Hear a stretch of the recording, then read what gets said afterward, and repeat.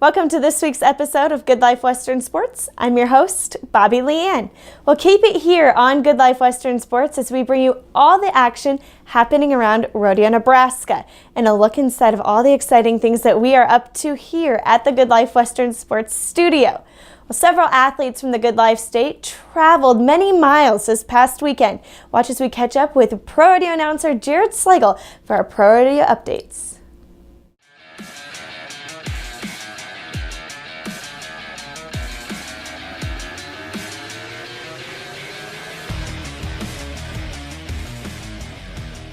Let's take a look at how things are shaping up in the world of pro rodeo for the Good Life Western Sports Cowboys. In the steer wrestling, Valentine native Sean Mulligan split 7th place at the Sandhill Stock Show and Rodeo in Odessa, Texas. And the Nemaha native Royce Johnson picked up 4th place finish at the Midwinter Fair and Rodeo in Lafayette, Louisiana. 5-time NFR saddle bronc rider Court Shear from Ellesmere split 6th place at the Sandhills Stock Show and Rodeo. Also in Odessa in the tie-down roping, Baby needs a new pair of shoes. The most recent member of the I'm a Daddy Club and former NFR average winner from Gehring, Riley Pruitt, ties for 2nd and cleans up $3,300 in diaper money. It's early in the season, but that puts Riley in the 4th place spot on the year with a little over $11,000 so far won in 2018. Montana Montana Pro Rodeo Circuit Finals. Kilgore, Nebraska's tie-down roper Kevin Peterson places 3rd in round number 1 and ends up 2nd in the average, scoring a little over $3,400 out of the Big Sky Country. Single steer roping in Odessa. Trey Sheets grabs $2,800, 3rd in the first round and 4th in the average. That puts the Hyannis native 17th in the world standings. Former North Platte native Michelle Corley was a timer at the Sandhill Stock Show and Rodeo in Odessa, and her Hall of Fame husband and former North Platte resident Randy Corley was the announcer. Some of the Good Life Western Sports rough stock athletes are sitting on top and currently leading in the National Western Stock Show in Denver. Ellesmere's Nate McFadden is leading the average in the bareback riding with 168.5 points on 2 head. That includes setting 5th in the first round and currently tied for 1st in the second round. Former world champion, Canadian by birth but Nebraskan by blood, saddle bronc rider Zeke Thurston is sitting atop of the average leaderboard with 170 points on 2 head. He's leading round number 1 and tied for 2nd in round number 2. Look for both of them to handily be back for the final round this Sunday. Hey, and Hebron Bulldogger Drew Melvin is sitting 2nd in the first round of the steer wrestling at the Southwestern Exposition and Livestock Show with a 4.1. Things are just getting kicked off at the historic rodeo in Fort Worth, Texas. That's going to wrap things up for this week. We will keep you entertained and informed next week. On behalf of all the great people of Good Life Western Sports, until next week, you stay classy, Nebraska. Thank you, Jared. When we return, we will meet a young lady who is on fire. She has competed on the national stages and she is certainly not slowing down, as well as more information on the new features coming to Good Life Western Sports, all happening right here when we return. L&H Livestock Feed Equipment is the elite manufacturer of quality farm and ranch equipment. Headquartered in Hastings, Nebraska, with dealers located throughout the Midwest. With over 30 years of experience, L&H takes pride in only using the best materials and finest craftsmanship to produce top quality farm and ranch equipment. For more information and to find a dealer near you, visit lhmfg.com.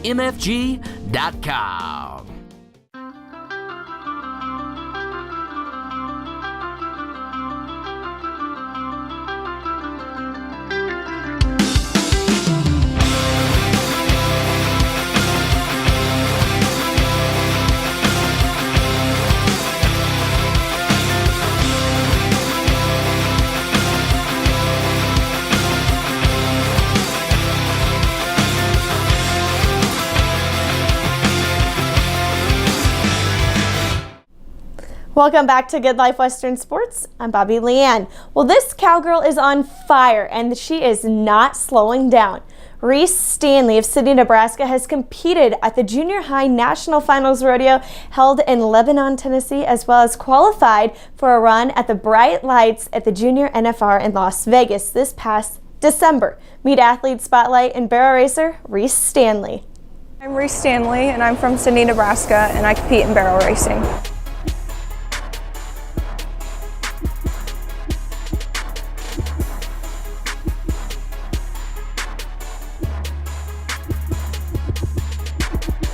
I kind of grew up in rodeoing, so I've been rodeoing since I was probably 5, and I started at Junior rodeos in Colorado. Time to go, Reece Stanley, Sydney, Nebraska. 4 people in Carolina hanging out with friends and trying horses on the breeding barrel racing from Nebraska.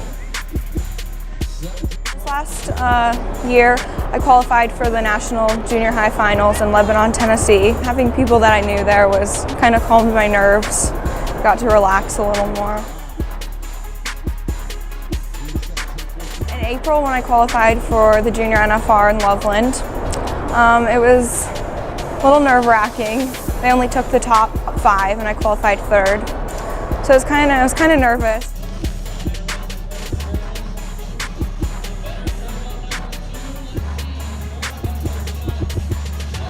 Here at the Junior NFR, I was probably the most nervous I've ever been, because there were screens at first barrel and just different. There was a back ceremony and just different stuff, so it was a little more big of a deal, but it was fun.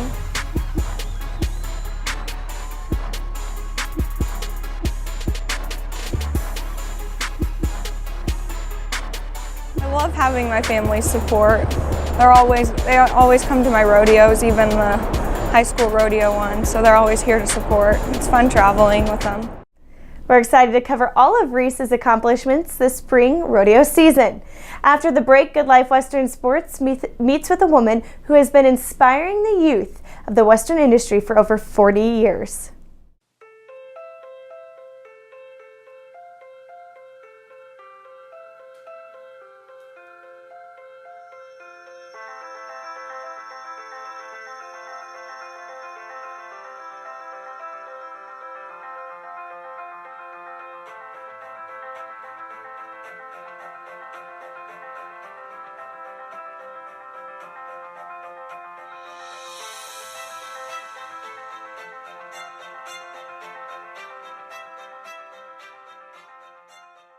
Rock and Sea Animal Chiropractic is dedicated to helping improve your horse's overall health performance. Dr. Crabtree incorporates chiropractic, low-level laser therapy, myofascial, and nutritional therapy to accelerate your horse's ability to heal and get back in the ring.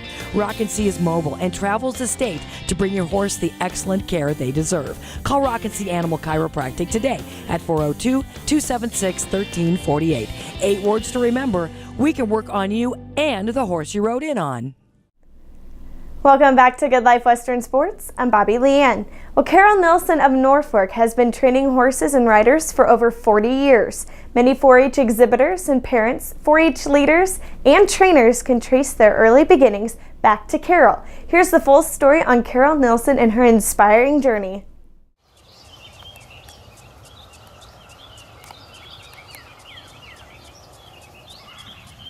Do not have a history with horses. My family had no history with horses at all. So my mom's cousin had a horse down near San Diego, and when I was 4, I saw that horse, and that was it. And there was a pony ride in town, and it was the smell of them from the pasture, the sight of them. That was it. I coaxed the horse to the fence, and I got on. I was 4 years old.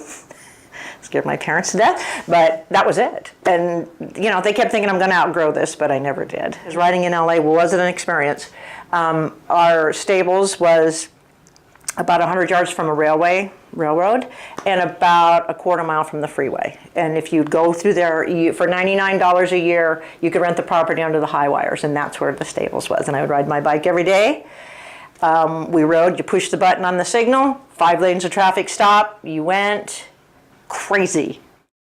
And it just saw some opportunity. You know, I never thought it was a career, just maybe come out. I loved it, that when you flew into Omaha, you flew over cornfields, and then you're in office buildings, because in LA, you're never out of it. So that's what started it. That was my kind of motivation, was just the safety. And then when I met these other people, and then they wanted to show, and the 4-H program is phenomenal in Nebraska, absolutely phenomenal, not at all in California at that time.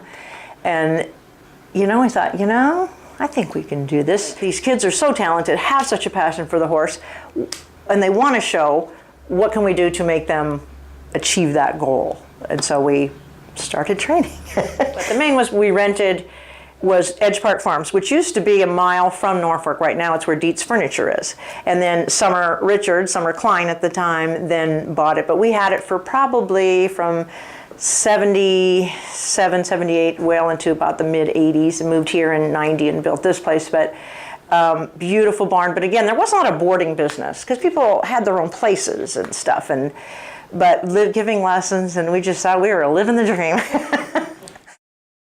And I have a picture of Nick and Noelle Johnson. My best friend still is Yvonne Cried, but those were her two kids back in 76, 77.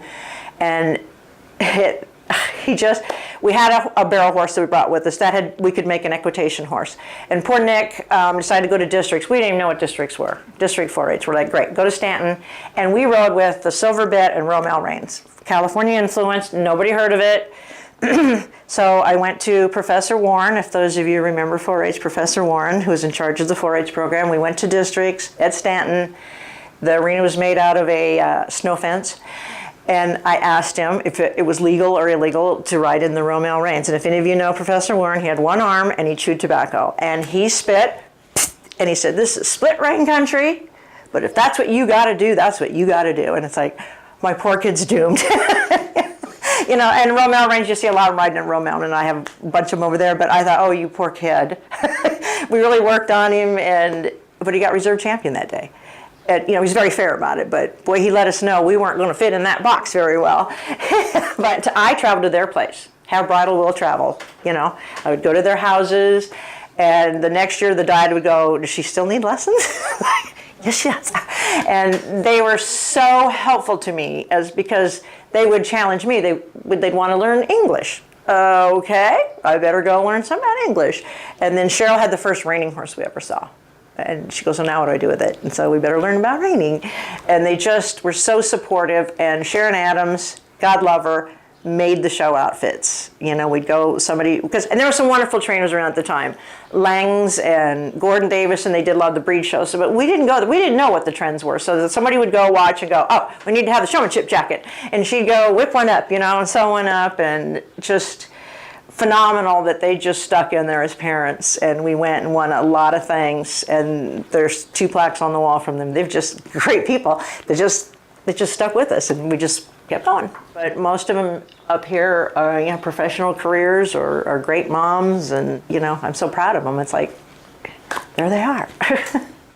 Writer Deb Rawhauser that I did mention in the beginning once, her dad, Lee Rawhauser, was, I think, vice president up here at the and Northeast Technical Community College. Had many names before that, and it was just a small college, right?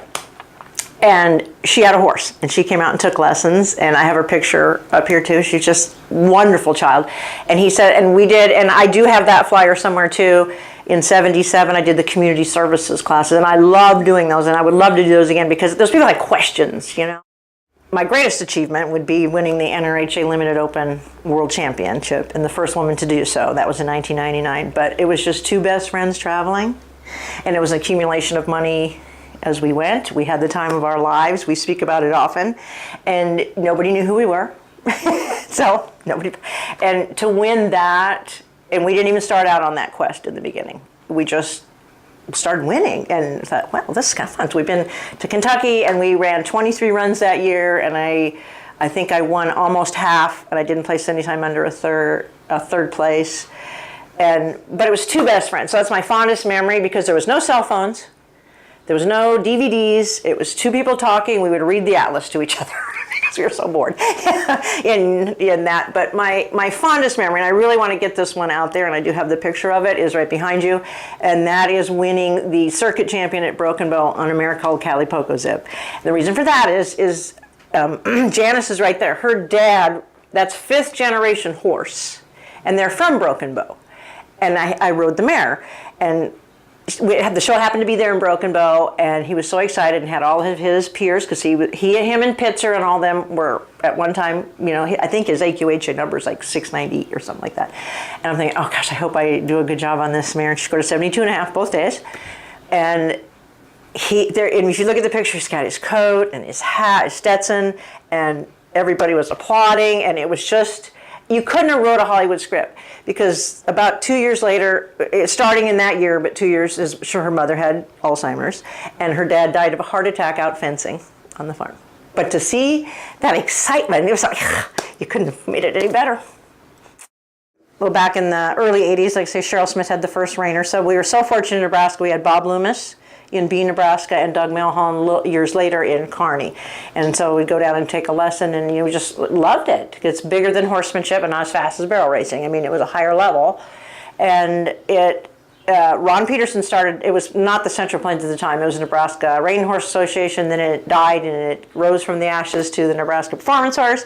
That died out, and he kept saying, reining's going to be big, reining's going to be big. And many times at the quarter horse show, we'd have Tim McQuay, Bob Loomis, Craig Johnson at a quarter horse show, and nobody had to do who they were.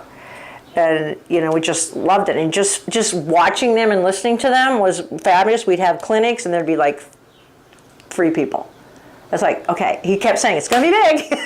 And we'd put together the organization. There'd be maybe 10 of us at the Central Plains, and we'd type out the entry cards, and we'd throw in $100, at least we'd have gas money when we were done. And we'd pool our money to go, and, I look at it now, and the horses were not phenomenal at all, but we had a great time, and we learned to spin, we learned all sorts of things, and it's now grown, the Central Plains has grown, where they have a $10,000 futurity. The reining futurity in Oklahoma City used to be in Columbus, Ohio, and NRHA moved. And I did read is it $15 million in prize money all total that the NRHA puts out now, and it's $150,000 for the one win in the futurity.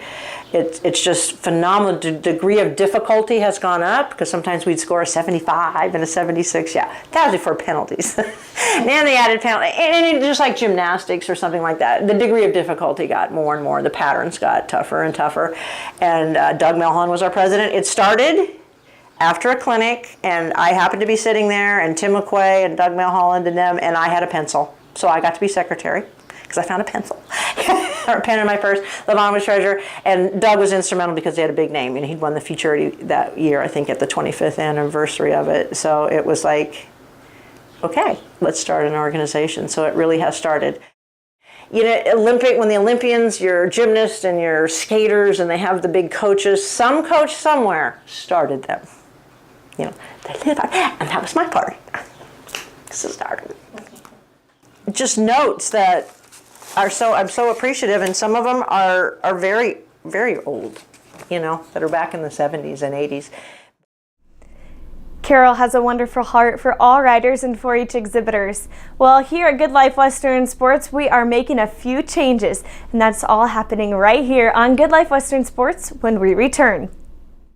Are you cool to flex fuel? 1 in 7 Nebraskans is driving a flex fuel vehicle, and many don't even realize it. With a flex fuel vehicle, you can fill up with any blend of American ethanol and gasoline, from E10 to E15, from E30 to E85, at any time, in any amount. Look for an insignia on your trunk or tailgate. You might have a yellow gas cap, or check your owner's manual. If you're cool to flex fuel, then look for a flex fuel pump in your neighborhood. Flex fuel blends with American ethanol. L&H Livestock Feed Equipment is the elite manufacturer of quality farm and ranch equipment. Headquartered in Hastings, Nebraska, with dealers located throughout the Midwest. With over 30 years of experience, L&H takes pride in only using the best materials and finest craftsmanship to produce top quality farm and ranch equipment. For more information and to find a dealer near you, visit lhmfg.com. Welcome back to Good Life Western Sports. I'm Bobby Leanne. Well, we are making a few changes here at the Good Life Western Sports studio, and we couldn't be more excited. And we want you to be a part of it all. And more importantly, we want you to feel a part of the Rodeo Nebraska community.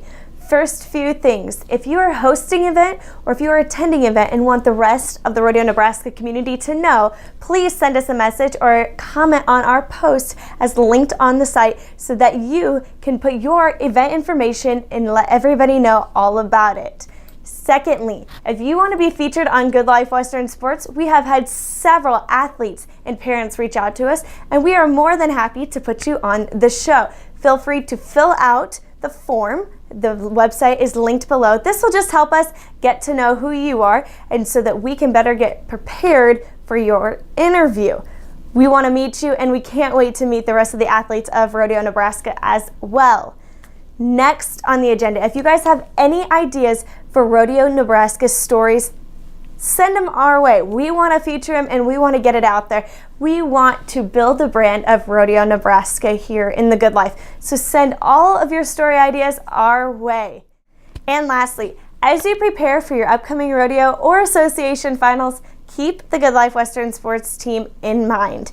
We invite the opportunity to see how we can work together on your event. Again, send us a message on Facebook or an email so we can get in contact with you on this. And if you haven't already, please like the Good Life Western Sports Facebook page.